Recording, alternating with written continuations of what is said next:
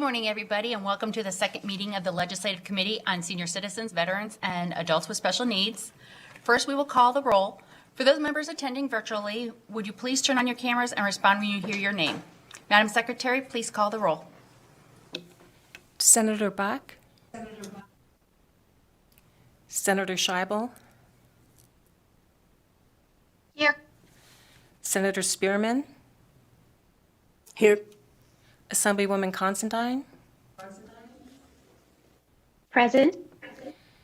Assemblyman MacArthur? Here. Chair Gorlow? Here. Madam Secretary, please indicate Senator Buck is excused, and we have 4 members present to constitute a quorum. Welcome everyone to Las Vegas and those joining us by video conference in Carson City and anyone listening over the internet. We'd also like to extend a thank you to Broadcast and Production Services and Las Vegas Administrative Division of the Legislative Council Bureau for all of their behind-the-scenes work in video conferencing and helping the meeting run smoothly. A little bit of housekeeping before we begin. I'd like to take a moment to go over some basic items. Let's all first check our phones, because I'm pretty sure my volume's up too. It was. If we can make sure all of our phones are either turned off or volumes down, that would be lovely. Also, make sure that you've signed in at the back of the room.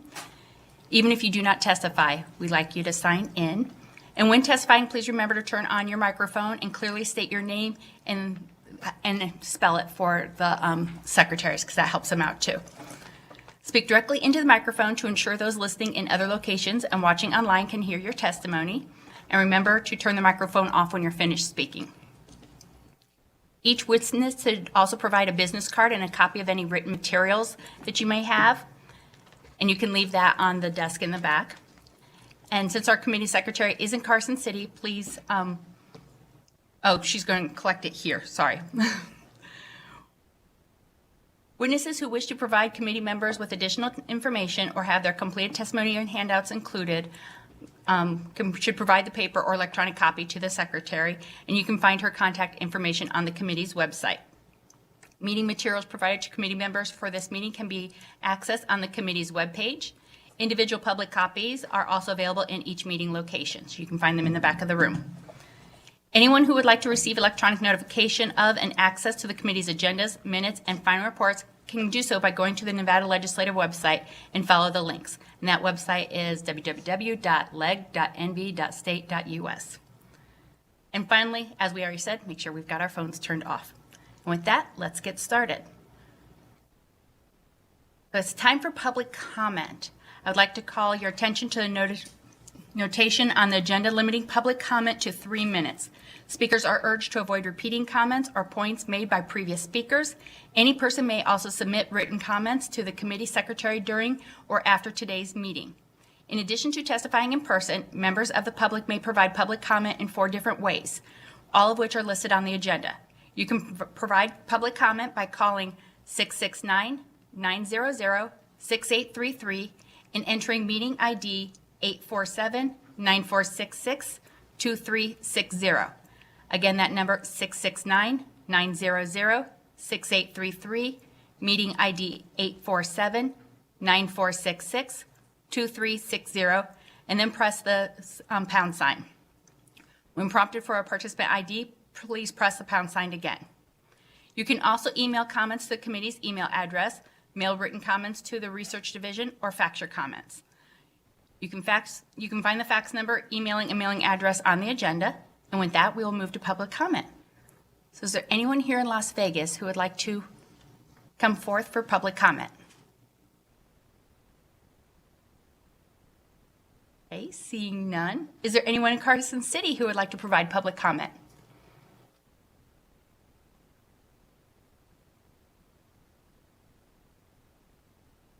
Okay, seeing none. Is there anyone on the phone who would like to provide public comment? If you wish to provide public comment, please press *9 now to take your place in the queue.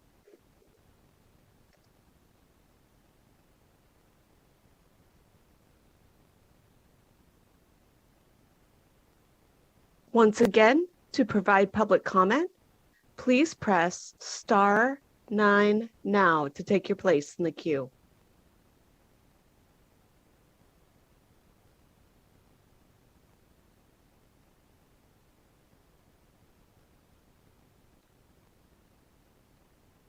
Chair, at this time, the lines are open and working, but there is no one that wishes to provide public comment.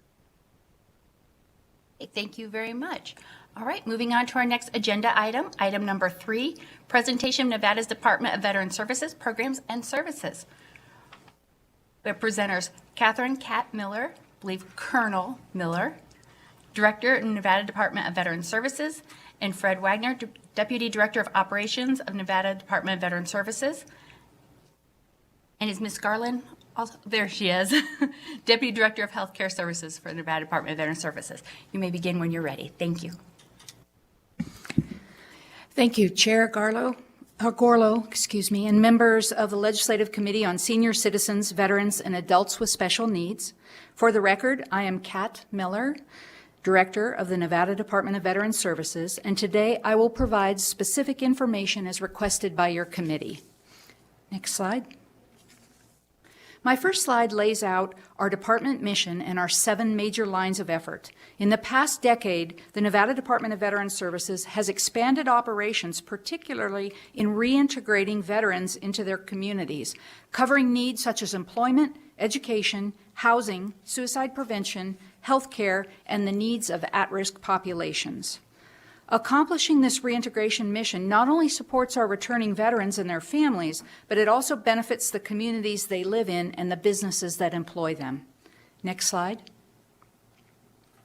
I was asked to address 5 reports. 4 are shown on this slide, and all of these reports have been submitted to the LCB.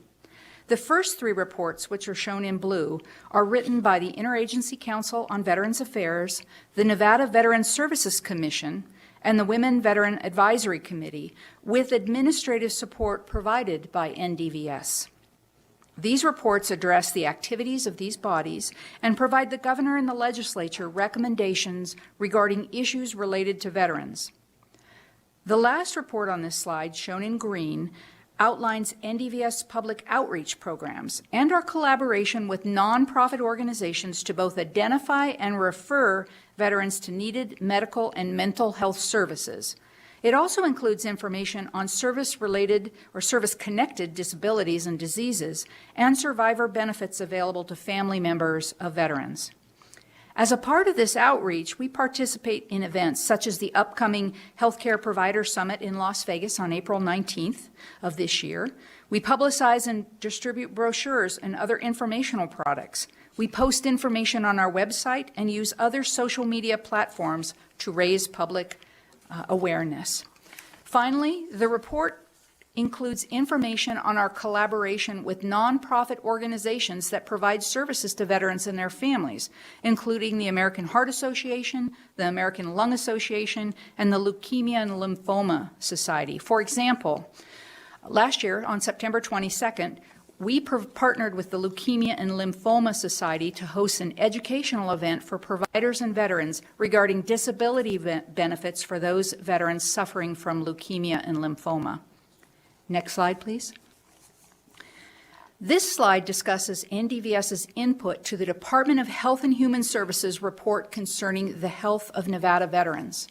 The report provides information concerning trends in cancers, other illnesses, and deaths related to service-connected disabilities and diseases. And I want to explain the word service-connected for those that don't understand it. So if while you are in the military, you have an injury, an illness, or a disease, it's considered service-connected and may make you eligible for disability benefits or other health care options. A portion of the report is based on a questionnaire that's on our website, and this information is voluntarily provided by veterans. Ndvs then consolidates that information and sends it to the Department of Health and Human Services. A copy of the report was sent to the LCB from Department of Health and Human Services, and I would refer you to them for a detailed discussion of their report. Next slide. I was also asked to provide information regarding our 2021 Ndvs annual report. We began publishing this report in 2016 to inform veterans and their families about earned benefits and services, to inform Nevada state leaders about our operational activities and our financial position, to serve as a resource when applying for grants. There's a lot of grants out there for veterans and their families, but having this annual report was a really important first step to accessing some of these opportunities. And then finally, to spark ideas among potential partners. The 2021 report reflects two major efforts: our efforts to help veterans and their families during life's transitions, and how we're returning to full operations after disruptions associated with the COVID-19 pandemic.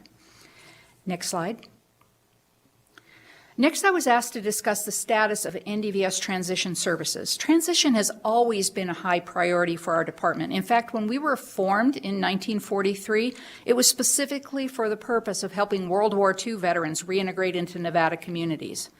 Today, transition includes not only those returning service members, it includes helping veterans coming to Nevada after having been out of the military for months or even years.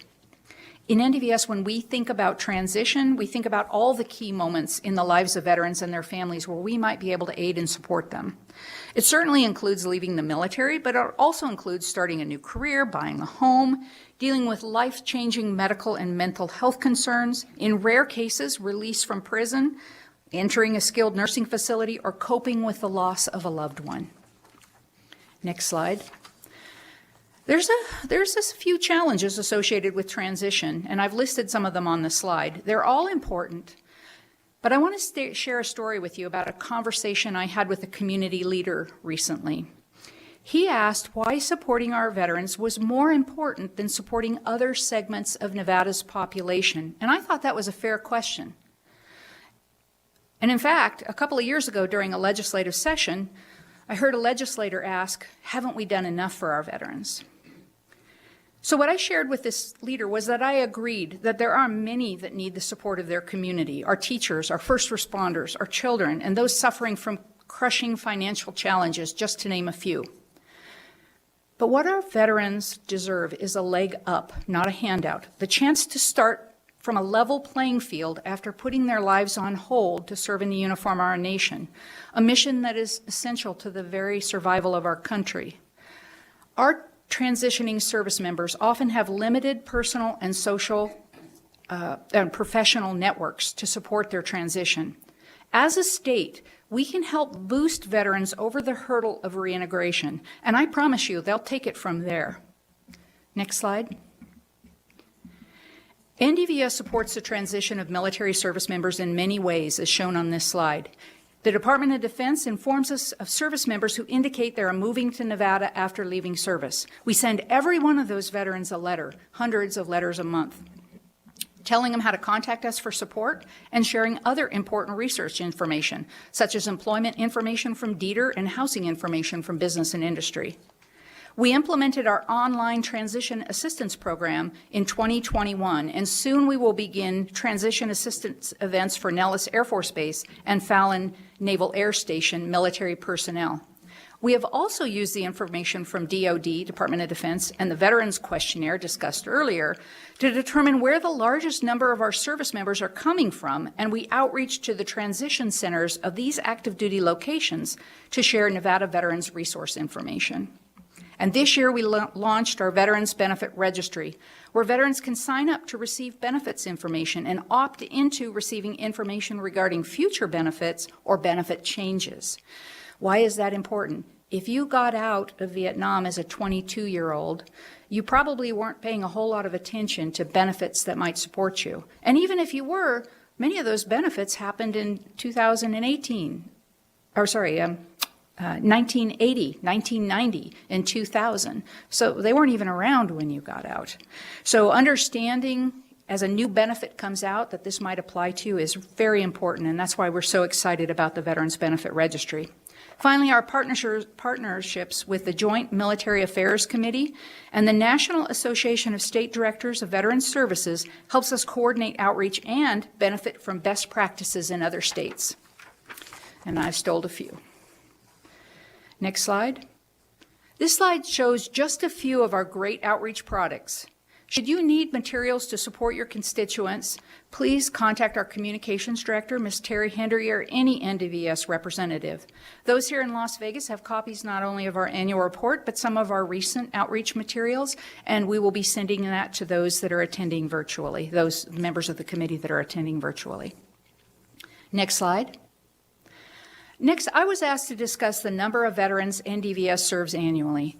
As a background, we estimate there are almost 255,000 Nevada veterans. Over 24,000 of those are women. The VA estimates a lower number than that, but acknowledge that their population model does not fully account for the migratory pattern of veterans moving south and west over the past decade.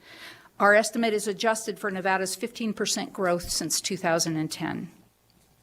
In this and the following slide, I've captured the number of veterans served in 3 service categories: direct services, training, and recognition. Please note that a veteran may have received support in more than one category. 215,970 received direct services, anything from help filing a claim, getting transportation to a medical appointment, interring a loved one, or receiving benefits information via a newsletter. Next slide. 8,364 people received training to help connect veterans, family members, and survivors to benefits. Examples include a presumptive conditions workshop and suicide prevention faith-based summits. Finally, with partners, we honored 6,772 veterans. Examples include unaccompanied interment ceremonies for those veterans who have passed away and don't have family and friends nearby to support them, Veterans Day events, and Veterans of the Month and Veteran Supporters of the Month ceremonies that are managed by the Nevada Veteran Service Commission. And I know you have a member here, Senator Spearman, who serves on that body. And I'd like to thank all of those from the legislature who have supported our committees and councils. Next slide. I will now transition to the next topic I was asked to cover, implementation of veterans legislation from the 81st session. Over the next 2 slides are veteran-specific bills we tracked during the last session. There were other bills we tracked that were not veteran-specific, but that were of great interest to veterans organizations, such as the charitable lottery bills and the 988 suicide prevention hotline bill. They're not going to be covered on these slides today. I will be happy to provide any additional information should there be any questions at the conclusion of my presentations. And we'll go to the second slide.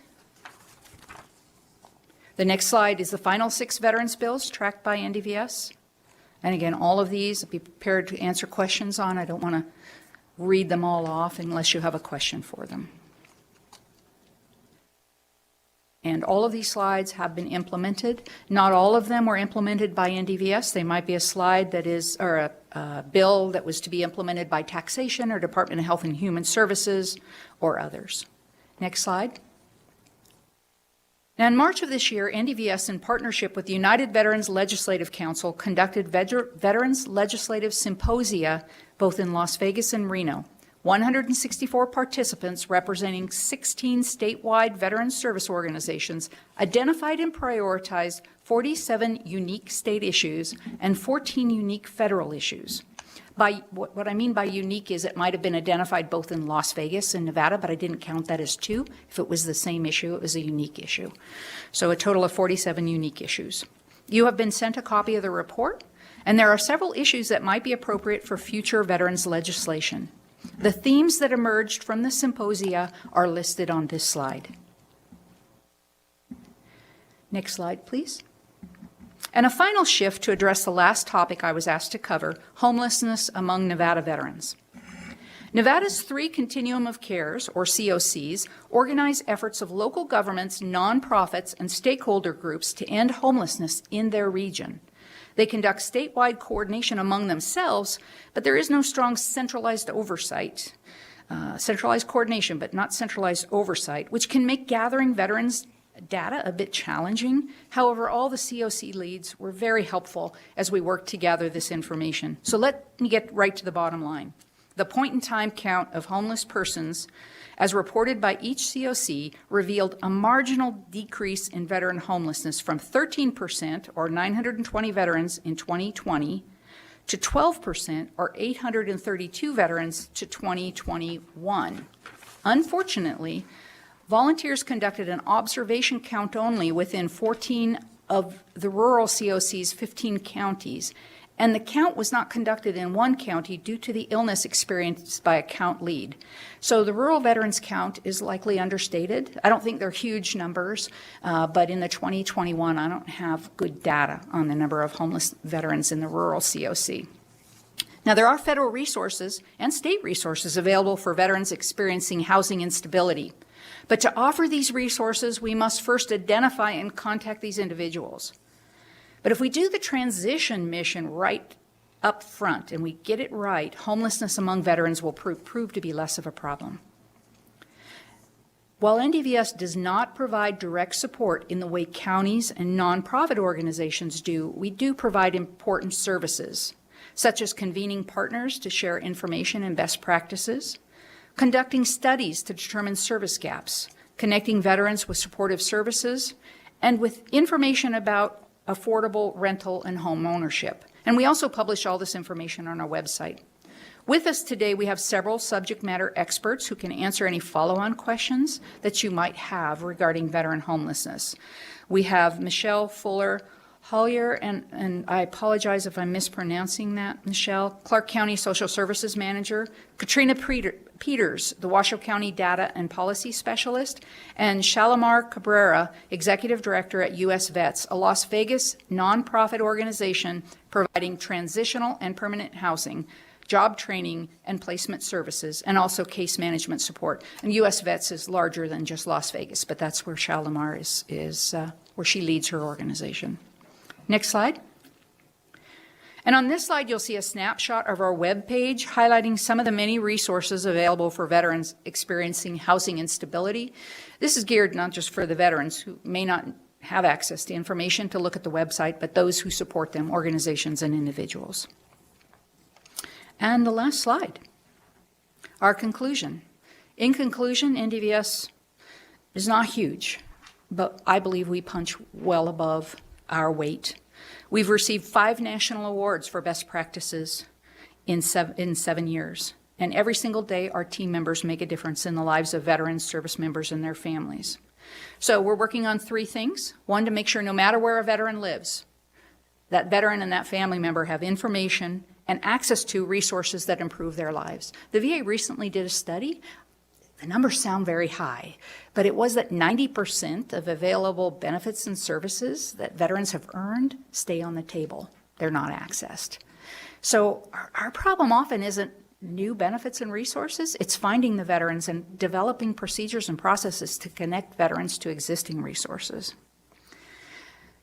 The next is to make sure that every Nevada veteran understands that they're extraordinarily and worthy of the best support and care we can give. Some of the most humble people you're going to meet are veterans, and often, if they haven't served in direct conflict, or that was a long time ago, they'll think that their service doesn't matter in the same way as another veteran's might. And it's our job to make sure that no matter if they were called upon to serve in the front lines or if they served, in an ammo depot, making sure that the beans and the bullets were getting to where they needed to be. Every veteran served and was willing to do what this nation asked of them.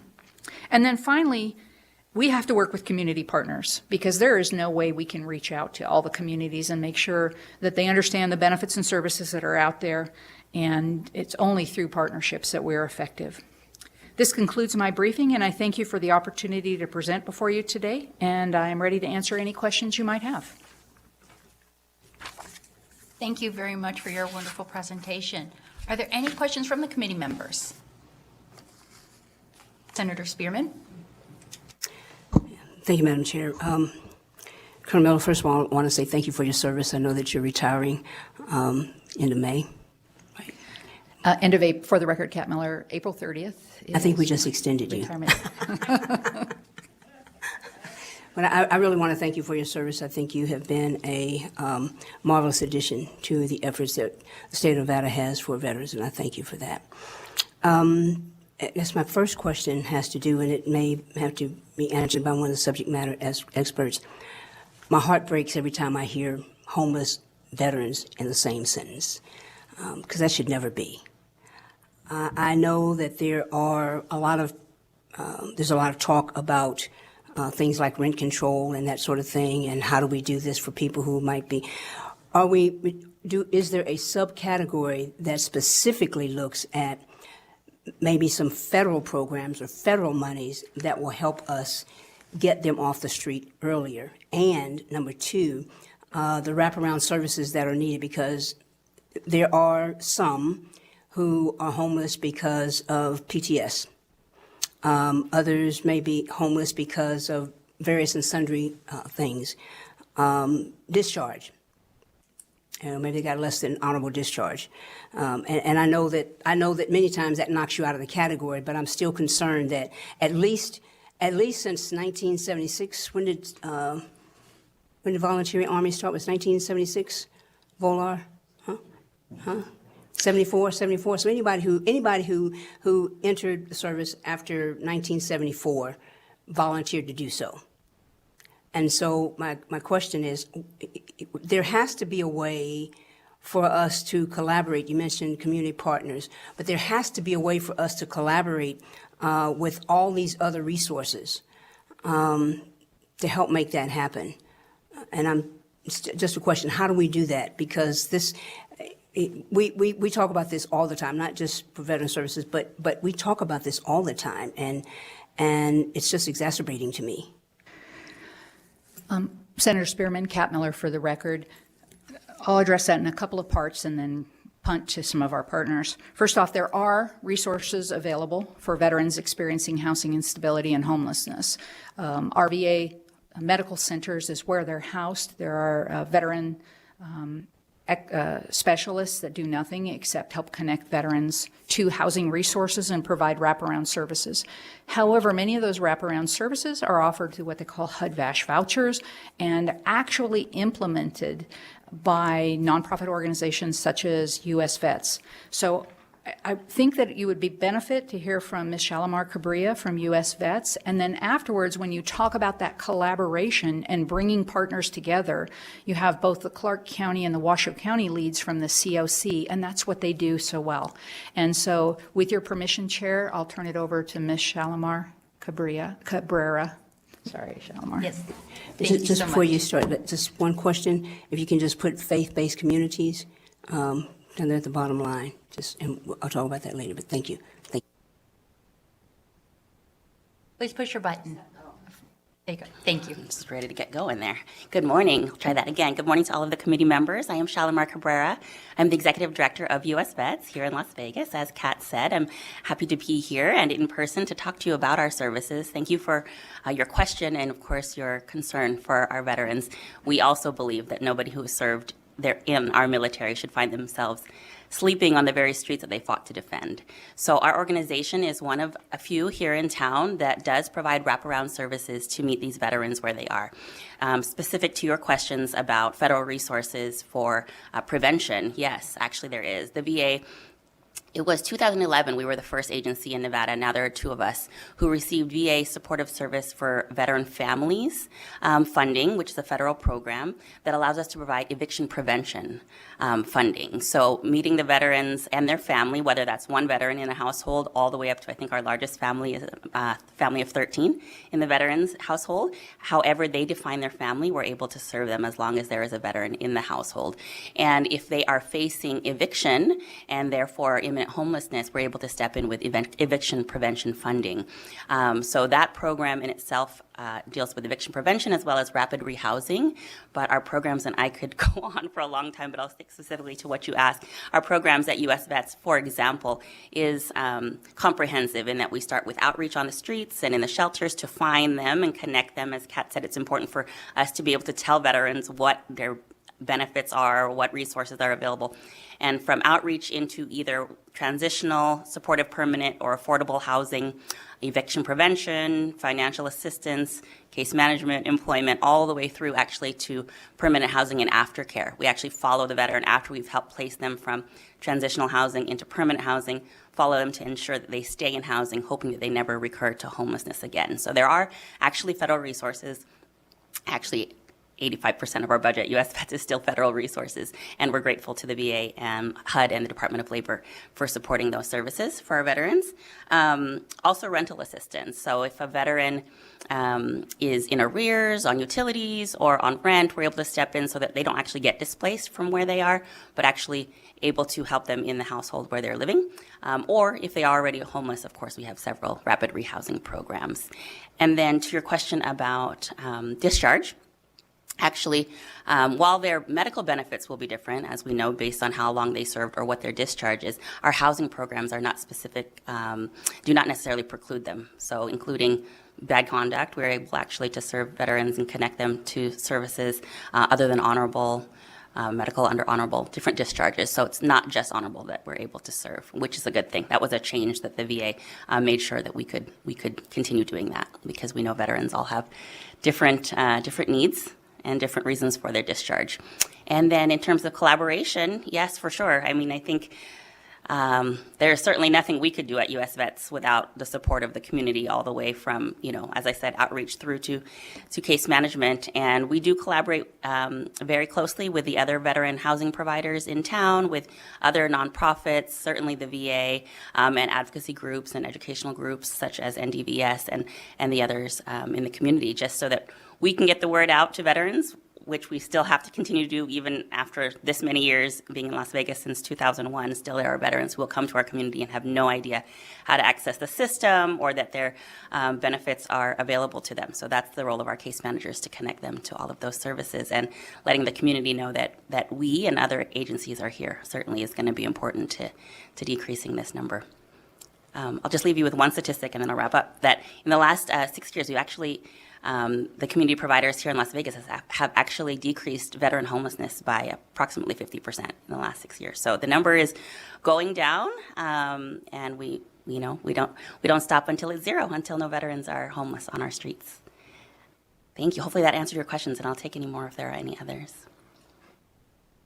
Thank you. I actually have a question. Yes. Something I picked up when you had said that you're able to assist them as long as there's a veteran in the household. Mm-hmm. So if a veteran happens to pass away, are there widow benefits or dependent benefits? How does that work? There are widow and dependent benefits in general, but in terms of housing, if we've already placed a veteran household in one of our programs and then the veteran happens to pass away, there's actually a grace period. We're actually able to serve the widow and the family for up to 12 months while we help them transition to other non-veteran specific housing. So that's that has happened to us very recently, actually. Thank you. That 12 months Yes. makes me feel. Yes, give them time. We Yes. certainly don't want to cut that off in the middle of their grief and all of the changes that they'll be going through once their veteran is gone. Great. Thank you. Are there any other questions from community members? Senator Spearman? Okay. I promise I won't dominate. So one of the things that continues to haunt me is the lack of housing availability for women veterans. And I've talked to a number of them, and most of the housing opportunities, especially communal, Yes. are for men, and they don't want to go there, and those that have children don't want to go there. Yes. Are we doing anything to answer the mail on that issue? And I talked about faith-based because I was at a church about a month ago, and they were welcoming someone who had just retired from the military. Beautiful. And so that's further outreach to get that information, across to people, as well as community organizations. The sorority that I'm a member of, we do a number of things to try to make sure that veterans have that information. Yeah, So I guess I'm looking at some non-traditional ways, but the main question I'm asking is, what are we doing, if anything, about housing specifically for women veterans? Yes, thank you. And you've hit the issue right on the head. When we first opened our first program in Las Vegas, for example, it was transitional housing, and it's actually right around the corner And still. I'm sorry, can you please state your name Yes, for the record? again, Shalimar Cabrera, Executive Director of U.S. Vets. The question about female veteran housing. And our first program at U.S. Vets, which is still located on Las Vegas Boulevard and Bonanza, here around the corner, was transitional housing. First started with an 118-bed program for veterans, male and female. However, even to this day, the number of females in that program is so low. We have one female room for veterans. Now the program is 152 beds. About 4 of them are for female veterans. Not that we couldn't, if there was enough female veterans to fill all our beds, we would convert them to female beds. But certainly that need, we determined it was not, as you said, because the need was lower. It was because they were not comfortable coming into a predominantly male congregate living facility. So we tried to tackle that a couple different ways. Once we added, though, the solution to it was when we added permanent individual housing in our facility, but also even more so scattered in the community where they could choose their own housing and we could support them in their housing out in the community. That's when we started to see more female veterans coming forward for services. Once we opened our families program, in 2011, more female veterans with children, single female veterans, single moms with children, were able to come forward for services because they simply can pick their apartment wherever their school is or close to their employment. And we see many more females in that housing than we do still in the shared housing. But in our shared housing, in our congregate housing, I should say, we still take parameters to make sure, for instance, that the female room is closest to the staff office for safety. It's got a walkie-talkie in there, direct access to the males, to the staff. So we do make sure that there are certain precautions there, but that for sure is a need. And it is important for people to remember that females, too, are veterans. We have one retired colonel here next to us, but even, for example, at US Vets, our donations that we bring in every day from the community, which we're so grateful for, are always predominantly male clothing, male hygiene items, right? We're saying we serve female veterans, too, so certainly that outreach to the community for those needs will be continually important. And thank you for the reminder about faith-based organizations, for sure. They provide such a great level of support to the community and to our service members. We know we love our faith-based organizations who come and volunteer and serve our veterans and continuously ask us what the needs of the veterans are so that we can help to meet them. I think that's definitely another outreach point. Thank you. Madam Chair, if I might, there was another part to the question, and that involved organizing, synchronization and coordination. And of course, our COCs organize efforts of local governments, nonprofits, and stakeholder groups. So if I could turn it over to Michelle Fuller-Howler, see if she has anything to answer that part of the question. Michelle, are you online? And she's not there. How about Katrina Peters? Ms. Peters, are you there? Good morning. Yes, I'd be happy to speak to local efforts if there's a desire for that. And Ms. Peters is from the Washoe County Data and Policy Analyst. So really, they're great structures, in my opinion. The COCs have done a lot to bring the community together, federal, state, nonprofits, city, faith-based, et cetera. Where I find challenges sometimes is at the state level. You know, there's a wonderful Interagency Council on Homelessness, which my deputy is a member of that, and they do great in terms of making policy recommendations. But in terms of a funnel, each one of those COCs report directly to their own points of contact at the federal level, and a report is done annually. But I know it would be easier for me, for what that's worth, if there was more of a centralized oversight. But that's not how the system is built. So. Thank you very much. Are there any other questions from committee members? Okay, seeing none. Thank you so much. Director Miller, Senator Spearman beat me to it to congratulate you on your retirement, and thank you so much for all your service. We really appreciate you. Kat Miller for the record, and I'd like to thank this committee for their service to veterans. If there's one place I go to in the legislature to ensure that the needs of our veterans and their families are taken care of, it's this committee. You do such important work, and thank each one of you for what you do every day for our veterans and their families. Thank you very much. And that concludes this presentation, which actually included agenda item 4. So we'll move on to agenda item 5, which is the presentation on the Adopt a Vet dental program.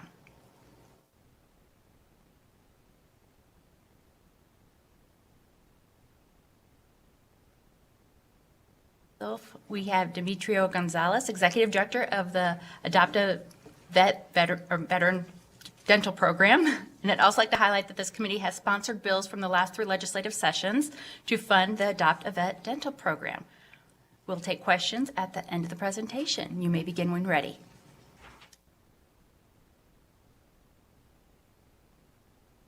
It's up on front. By the mic.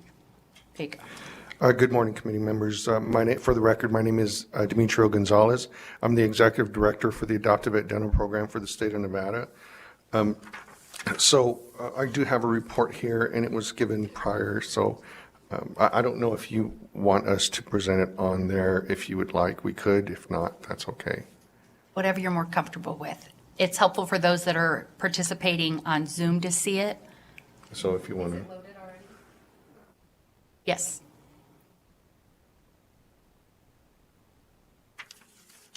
Do you need assistance?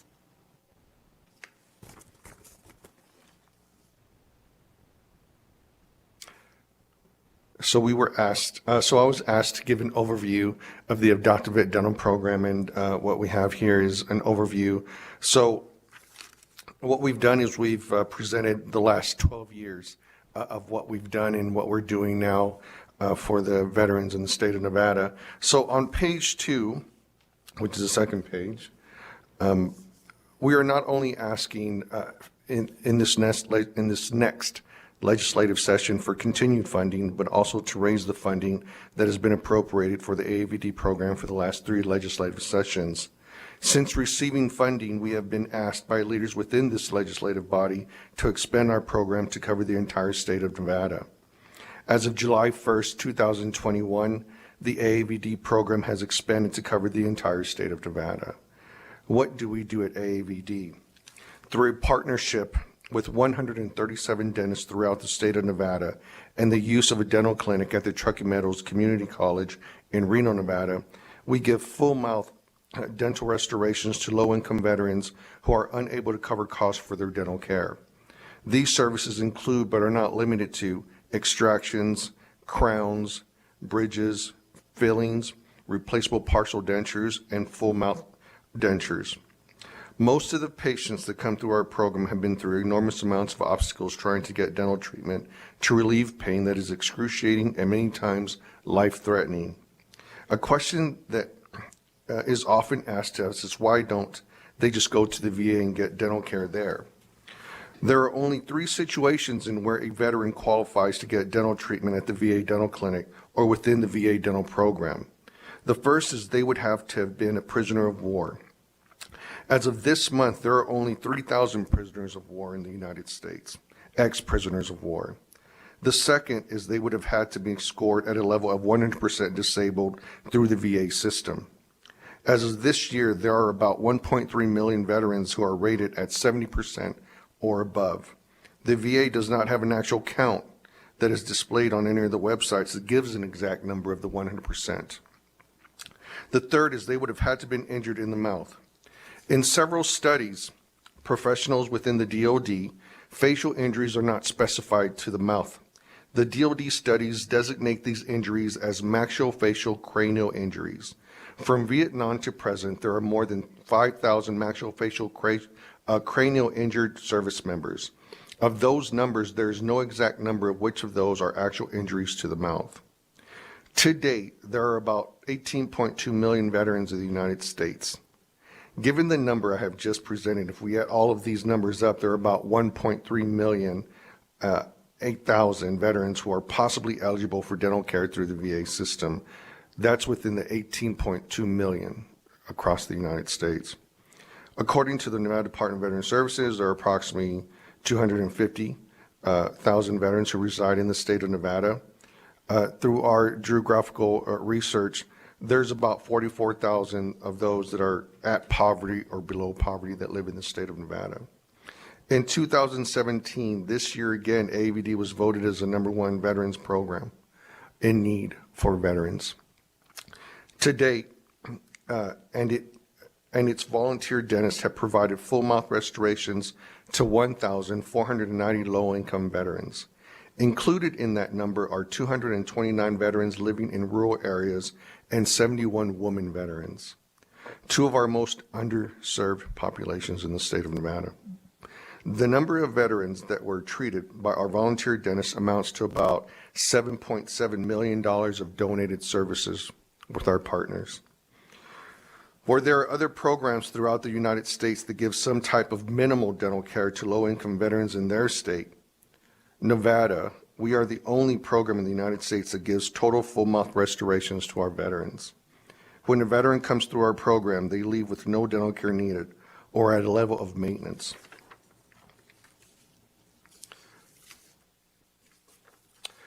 What we have right here on the critical need for dental care, most of our patients that come in through our doors are in critical condition. Most of them have teeth that have been broken off at the gum line. They have rotting teeth. They have extreme mental fear of going out in the community and smiling or even having some type of conversation or even applying for work. The key program successes that we have had is on December 7, 2021, the City of Henderson awarded the Adopted Dental Program with the Outstanding Nonprofit Award for 2021, and that's just for the profound impact they have already seen what we've done here in the South in Nevada. Currently, we have 137 voluntary dentists throughout the state of Nevada, and that's just amazing for us to be able to have that. We are in communication with other programs throughout the United States, and every time that we have conversations, they're at awe on how we're able to do the type of care that we do for our veterans. They have asked us how we go about giving full mouth restorations, where in other states they give minimal, maybe a set of dentures, maybe some extractions, but not to the value that we give our veterans here in the state of Nevada.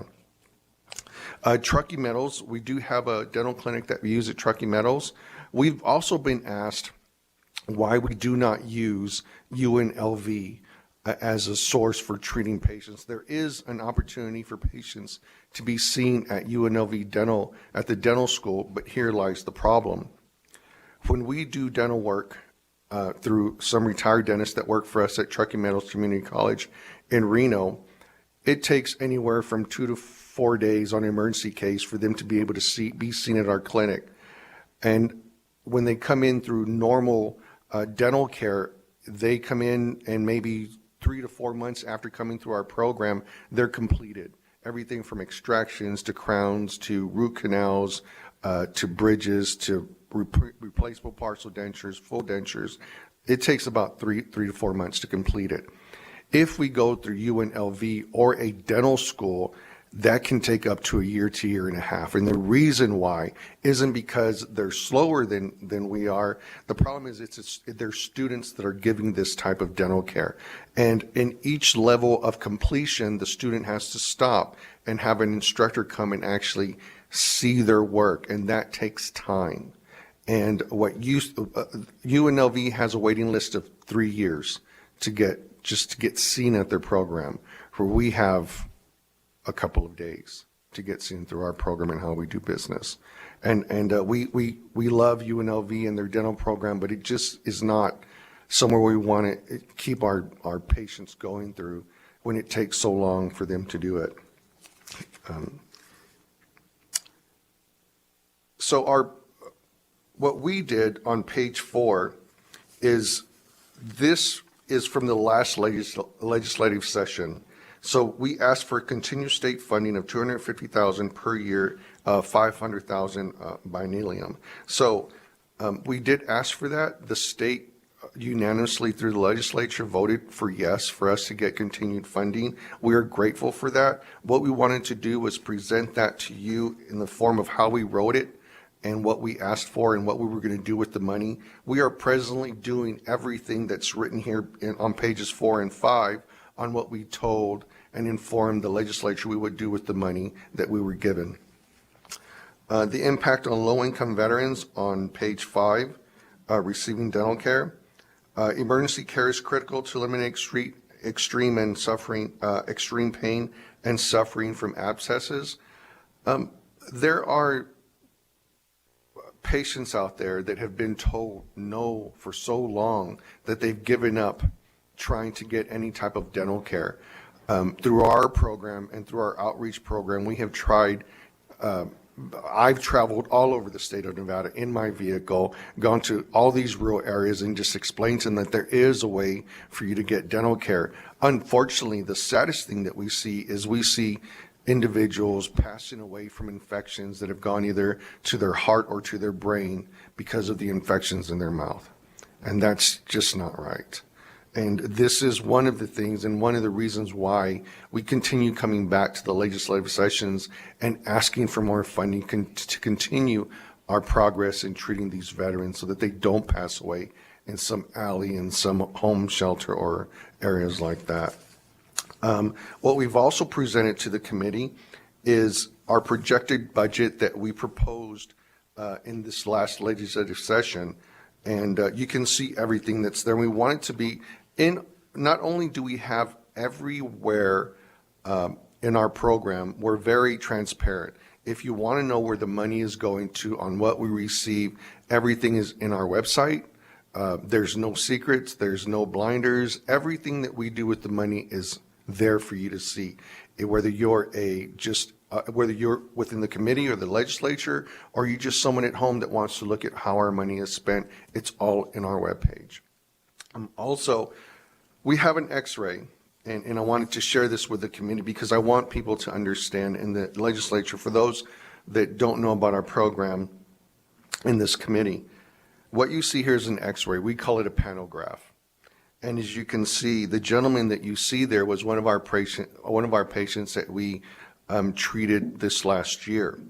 This patient came to us, and when he first came into our program, we were in mask. It was COVID. And one of the things he says was, I was so grateful for COVID because this mask allows me to walk around and no one knows what I look like. He was one of the top salesmen in his area for many years until he went through battling PTSD and other things that were derivative from his time in service. And so what ended up happening is he neglected his teeth. What you see here, if you look at the X-ray, the right side of the X-ray is if you're looking at it, the right side is the left side and the left side is the right side. If you can see on the right lower hand side, those are all teeth that are broken at the actual gum level. And what you see at the bottom are his roots that are still there. And you see different, and on the upper left-hand corner, you see an empty area of, there's roots still in his mouth. And those are areas that, are infected and could have possibly killed him. What he used to do in order to get rid of the pain before he found our program was he used to tie something around his teeth and ask his wife to pull the door in order to get those teeth out of his mouth. And his wife, who was going through the same, would ask her husband to do the same for her. His emotional status when he got to us was just overwhelming to us. But what you can see is the before and after picture. So on the left-hand side, you see what he looked like before.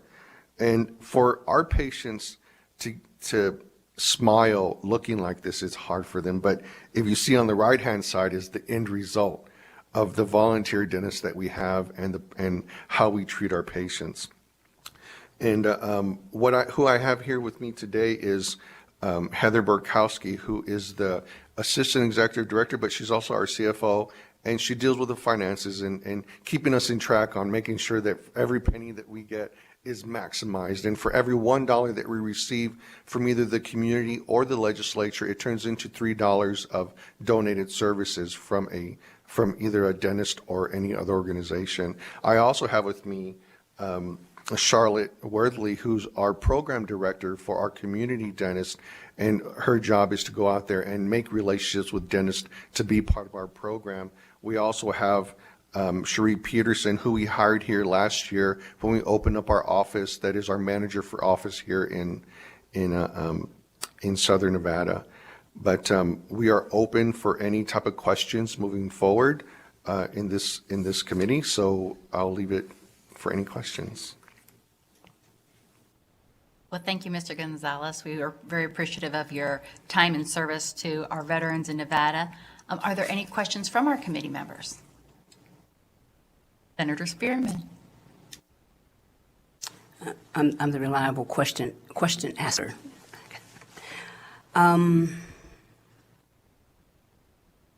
Thank you. It's tragic. And I think we've spoken before about, how the service has to expand. Here's a question that I'd like to really put on the record, and that is we probably need some type of a resolution in the next session that asks our federal delegation to put forth a bill that will address the lack of services for dental services for veterans. Seems to me that that would be one way that would help expand the dollars, if you will. But the other way is, and I don't know the answer to this, but if there is a way for some type of tax abatement or something that would incentivize more dentists to be a part of this. There is a very popular dental program that advertises on TV, and I went there just to see what it was like. And it's a really nice office, really nice seating, and they talk to you in this really nice, comfortable living room kind of office. And the bottom line is it's $20,000. So you can sell your house, get some teeth, or do without. And so my question would be, have you thought about getting them involved as well? Because at $20,000 a pop, and if they've had more than 2 million people come through there, and the program has been around for at least 10 years, and I know, you've got early adopters, and the early adopters, it costs more. And then as you move down the line to where the program becomes normalized, if you will, the cost usually comes down. So perhaps looking at some of those places that have the money to advertise on television at the national level, and I would be more than willing to do whatever I can to help make that happen. But I would think if they're not involved with this program, they should be. They should be. So the other thing that I'm going to ask, and I don't even know what you can do about this, but early on, and this is not a political statement, so please don't take it like that, anyone. Early on, when they were talking about the ARPA money, the initial budget, included in that budget was money for dental care and hearing aids and eyeglasses for seniors, and that's where this kind of overlaps. I'd be curious to know how many, not just veterans, but if you have any kind of a handle on what does that look like for older people, because it's a small one, but there is a corollary to heart disease and gum disease. And for people who are older and living on a fixed income, and I think this is where our committee work comes in, Madam Chair. I'm not taking over, okay? But I just think this is where our work as a committee kind of overlaps. And maybe there's something that can be done between Adopted Vet Dental and AARP and any other organization that works with seasoned citizens, seniors. Because when you have that type of a coalition, and this is not political either, but most of those folks vote. And that could be the incentive that you need to get some of the things done. Veterans, AARP, and other organizations that work with older adults, even especially adults with special needs. Because many times that is the population that gets the last of the least, if that makes sense to you. So perhaps there's some opportunity there, but I think the business that charges $20,000 to do what this gentleman had done, they ought to be a part of this. Demi Gonzalez for the record. So I appreciate the question, and Senator Spearman, working through your office, working with IKEA, we are talking to the federal government about our program and expanding it nationwide. And that was when I took over this program. That was my main objective, is to make this program national. And what we've done since I've arrived on board, and with the help of the staff, is this May I'm traveling to Chicago. And the American Dental Association has asked all of the nonprofits throughout the United States that deal with this type of issue, treating veterans. Again, but I tell you, we're the only state in the country that does it the way we do, and they have a lot of questions for us. I'll be traveling in May to go talk to them about adding all of the American Dental Association programs within the United States to participate within our program. So that means just here in Southern Nevada, there are 6,000 practices here. It's just enormous how many dental practices are here, but also throughout the United States. And so what we're looking at is being able to encourage the ADA to tell their dentists that are part of their organization is please consider donating services to these veterans, not only in the state of Nevada, but throughout the United States. Every dentist has a heart for something. We're asking them to have a heart for our veterans. What we are also doing is we're talking to other organizations to see if there is a way that we can work with them. They do what they do, and then we just expand it to what we do. And it makes sense to do that, and we're in the progress of doing that this year. So in May, I'll be in Chicago. I think this Friday we have a meeting with another program that deals with veterans as well. It's called Vet Smile. But you know, the clear thing is money. Where is the money going to come from? Because if we're asking, one of the reasons why dentists, our program is so successful is through fundraising and getting grants and writing grants. Is a dentist comes into our office and we go to them and say, would you like to be part of our program? Their next question is, okay, what is my cost?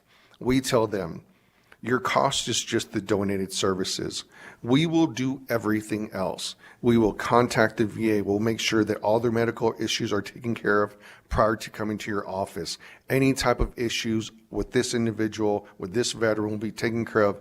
All they have to do is show up to your office, sit on the seat, you do the dental work, and they come back to us. We pay for all the dental devices, the dental prosthetics. So we're responsible for paying for crowns, bridges, dentures, replaceable partial dentures, anything associated with prosthetics we pay for. Dentists love that with our program. They also know that they can continue to use the dental laboratories that they've been using. So they don't have to use some other laboratory. It's just like a patient comes in and leaves. We're trying to inform the other programs throughout the United States that this is how it works, and this is how it can be very effective.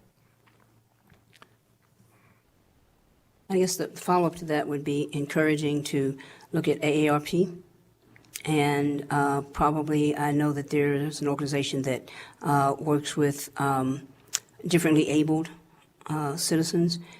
A threefold cord usually can't be broken. And I think collaboration with those three, and especially when you're talking about veterans, I could be wrong, and Colonel Miller, you all can correct me, but I think there's probably a greater percentage of veterans who are over the age of 50 than there are under, because you're talking about going back to not just the wars in the last decade, but at least going back to Vietnam. And so those are seniors, and they may or may not know about this. So connecting and collaborating with AARP and other organizations where there's some overlap, and then just present a united front, because what I've just heard in terms of dental care for veterans is obscene. Now, that's not towards you. I'm just saying where we Absolutely. are, it's obscene. Thank you. Thank you, Madam Chair. Thank you. Are there any other questions from the committee?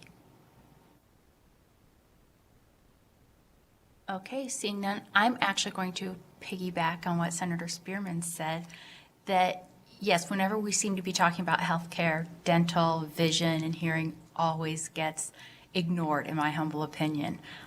They don't get the funding or the resources that the other healthcare areas seem to get, and I really appreciate everything that you guys are doing, I think is amazing, because besides the infections, it's a nutrition issue as well, making sure that they can eat properly. It's a little hard to eat an apple when you don't have teeth to bite into it. But then my question also is, are there anti-preventive measures that you take as well, like cleanings once a year or twice a year as recommended? Do you provide those services as well? For the record, Demi Gonzalez, yes, ma'am, we do.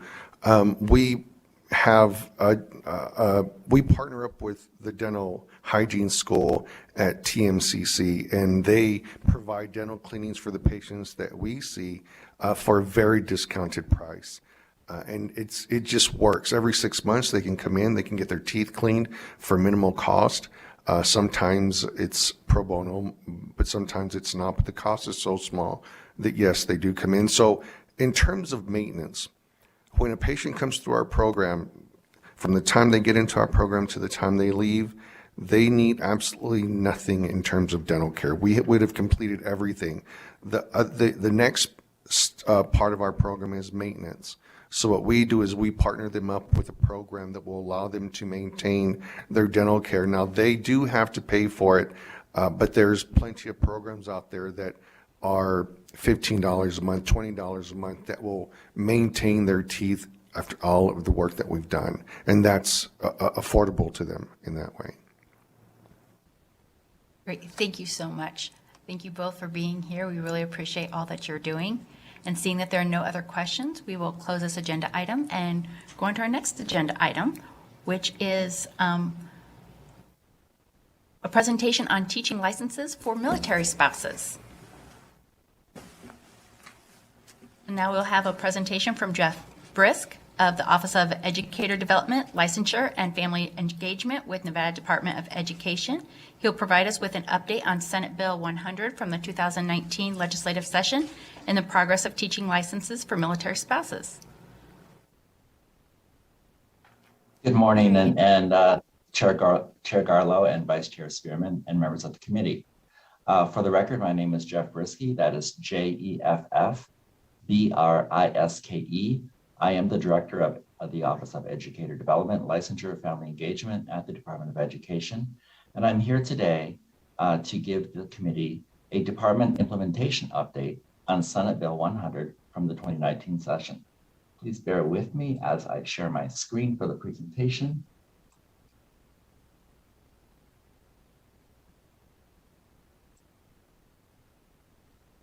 Great, I hope you can see it.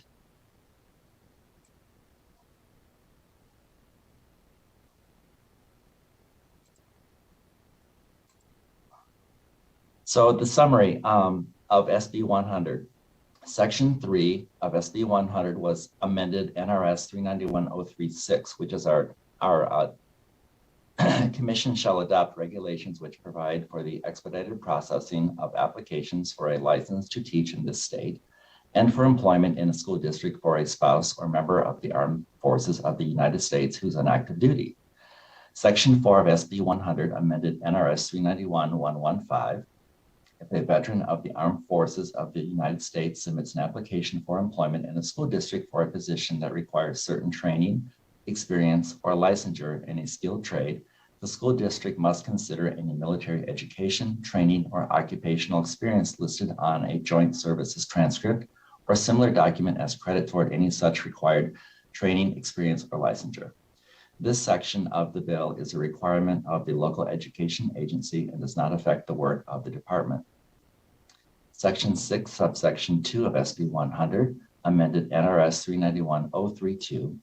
A person who is a member of the armed forces of the United States, a veteran of the armed forces of the United States, or spouse of such a member or veteran of the armed forces, who has completed the equivalent of an alternative route to licensure program in another state may obtain a license if such a person has completed the alternative route to licensure program of that state. The Commission on Professional Standards is the public body that is responsible for drafting regulation in relation to SB 100. I am also the Secretary to the Commission on Professional Standards and provided technical and department support from the department to the Commission. The commission held a public workshop in September of 2019 and a public hearing in December of 2019, at which time the regulation was adopted. The State Board of Education adopted the regulation on consent agenda item in January of 2020, and the Legislative Commission adopted the regulation in July of 21. The relevant sections of NAC that were amended by Regulation 07619 were Section 1, Subsection 5, amending NAC 391045. The department shall take any necessary steps to expedite the processing of an application for a license or endorsement submitted by a person who is a member of the armed services, the spouse of a member of armed services, or a veteran of the armed forces of the United States. Section 6, Subsection 2, amending NAC 391.0575, a person who has completed the equivalent of an alternative route to licensure program in another state may obtain a license as if such a person has completed that program in this state.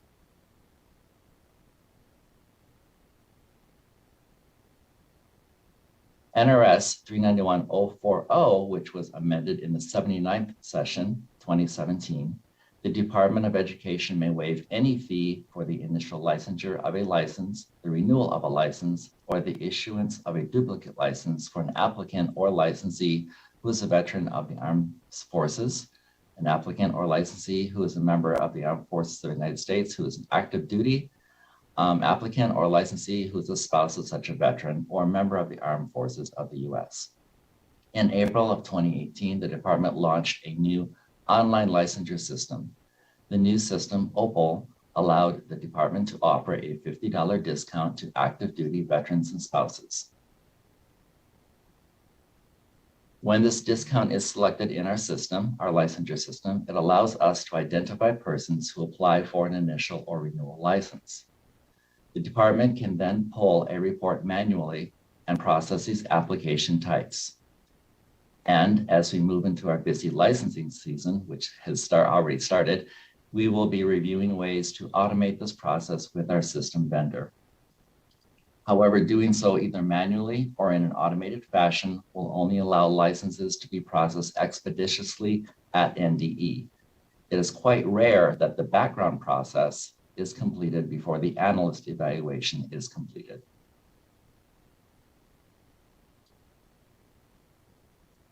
Since July of 21, when the regulation was adopted, through March of this year, we have processed 486 initial licenses and 271 renewal licenses for active duty veterans or spouses. And thank you, I'm available for questions. Thank you very much. And my apologies for pronouncing your last name incorrectly, Mr. Brisky. That's quite all right. Are there any questions from the committee members? Senator Spearman? I'm the designated question asker for the meeting. So I guess, thank you so much for the presentation. Two things. We had a resolution last session that asked our federal delegation to establish a federal retirement system for military spouses. I'm not sure if you've seen that or not, but if you could take a look at it, and maybe there's some more things that the legislature can do in the next session to enhance that. There are a number of shortages that we have here in Nevada, and teachers happen to be one profession that fall into that category. So Kelly Mae Douglas is the person here on the ground that deals with compacts. Are you working with her at all? I mean, are you all collaborating on information, either collection of data, disseminating data, whatever? Are you all doing anything like that?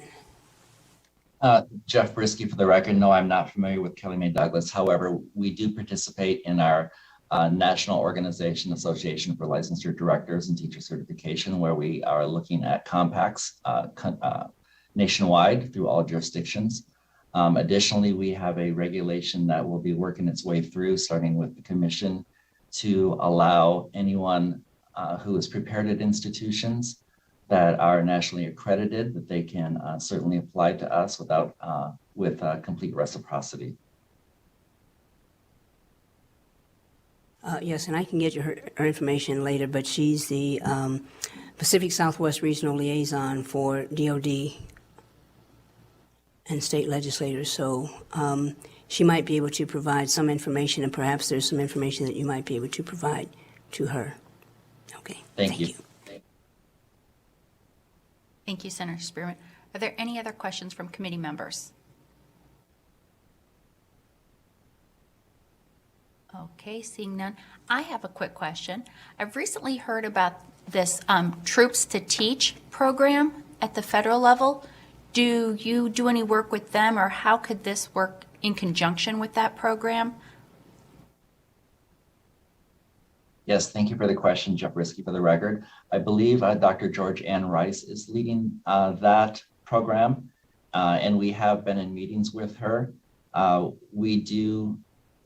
I believe the charge of that group that she is leading is looking at ways of license reciprocity and processing licenses as quickly as possible, and also having a direct contact or liaison with each jurisdiction so that veterans or active duty or spouses can reach out directly with a dedicated line to get their questions answered.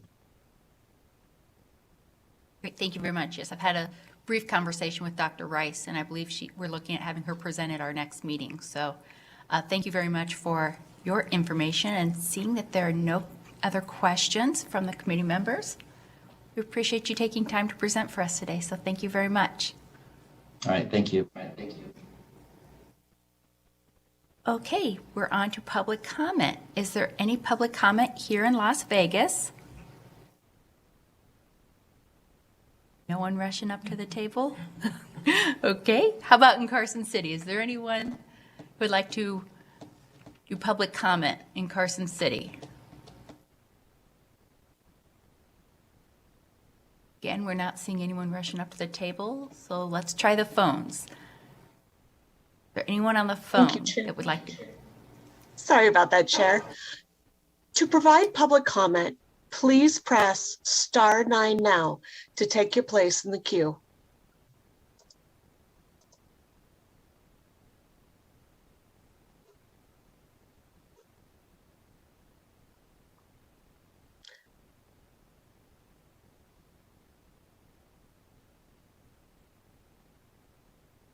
Calling with the last 2 digits, 653. You're unmuted and may begin. Good, happy Tuesday morning. Could you all hear me? Yes, we can hear you. Good morning, Madam Chair, Michelle, and I'm going to attempt your last name, Gorlow, and Vice Chair Pat Spearman, and the rest of the awesome committee. Thank you so much for all that you do, and thank you so much, Senator Pat Spearman, for always asking awesome questions.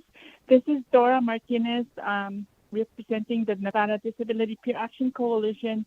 I just want to say my son is a National Guard officer, and we are so proud because now he's going to University of Nevada, Reno, and he got all the scholarships and awesome mentors, and I appreciate all of the panelists that were talking about that were presenting today, all the VA, and thank you so much for all that you do. I appreciate all of you guys. Have a great day. Thank you. Thank you very much, Ms. Martinez. We appreciate you coming in today. Are there any other callers?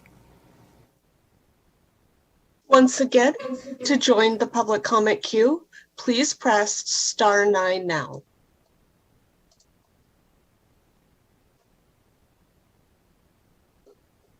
For those who just joined, please press *9 now if you wish to take your place in the queue.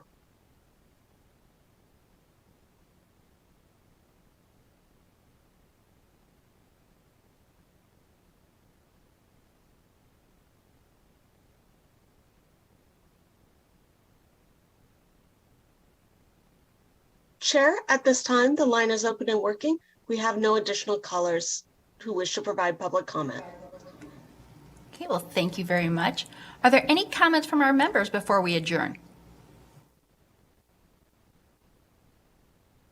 Hey, Madam Chair, I just, and I'll volunteer for this, but if there is a way for us to do some type of meeting between now and the next one for the collaboration with Adopted Vet Dental, Aarp, and other organizations that work with adults with that are differently able, I'll volunteer to chair that or whatever.